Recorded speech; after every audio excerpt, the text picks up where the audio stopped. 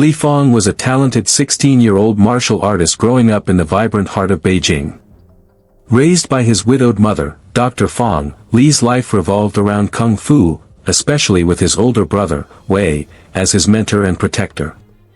But fate has a way of rewriting our paths. One night, a street altercation spirals out of control. Wei tries to intervene, and tragedy strikes. Li watches, helpless, as the only male figure in his life is taken from him. Crushed by grief and seeking a new beginning, Li and his mother pack their lives into 2 suitcases, and fly across the world to New York City. From Beijing's winding alleys to the towering skyline of Brooklyn, everything is different. The food. The people. The language. But what hurts the most, is the silence where his brother used to be. At his new school, Li feels like a ghost.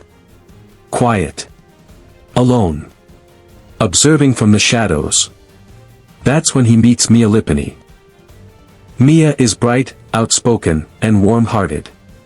Her dad, Victor, owns a struggling pizzeria a few blocks down. She's lived in New York her whole life, and she knows how tough the streets can be.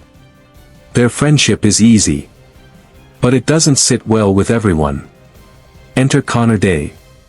Captain of the karate team. Local golden boy.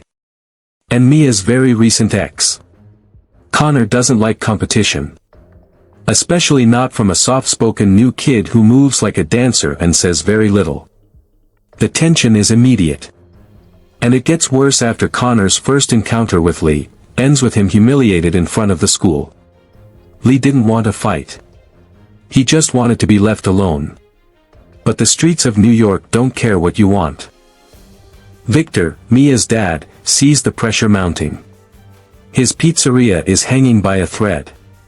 The rent is overdue, and local muscle, led by a man named O'Shea, is circling in for payback. Victor asked Li to teach him how to fight.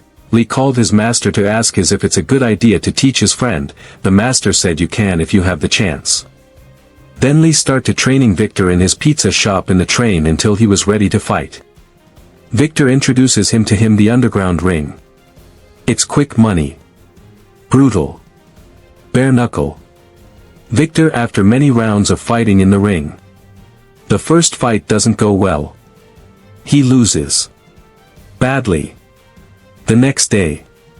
Mr. Han arrives. Yes, that Mr. Han. The wise, soft-spoken kung fu master who once trained a boy in China. He's older now. Calmer. But the fire in his eyes still burns. Li is resistant. He doesn't want more discipline. He wants revenge. But Mr. Han sees past the anger. He sees the grief. The confusion. The boy lost in his own story. So he starts from the beginning. Not punches. Not kicks. Balance. Stillness. Breath. Training doesn't begin in a dojo. It begins in a rooftop pigeon coop in Queens. Every morning, before the sun rises, Li runs stairs, scrubs cages, and learns to move in silence. Weeks pass. His body hardens. His mind begins to quiet. But old scars run deep. One afternoon, after another confrontation with Connor, Li lashes out, and Mr. Han sees it. "You are not ready," Han says. "Because you are not fighting the world. You are fighting yourself." Sensing that Li needs more than just kung fu, Mr. Han reaches out across time. To a man who once stood in the same shoes. A man who learned karate not to fight, but to live. Enter Daniel LaRusso. Yes, the Karate Kid himself. Now in his late 50s, Daniel runs a dojo in the valley, but he drops everything when Mr. Han calls. He remembers what it meant to be a lost kid in a foreign place. He sees himself in Li. Daniel and Han don't always agree. Han values and Mia. She sees it too. Their friendship deepens.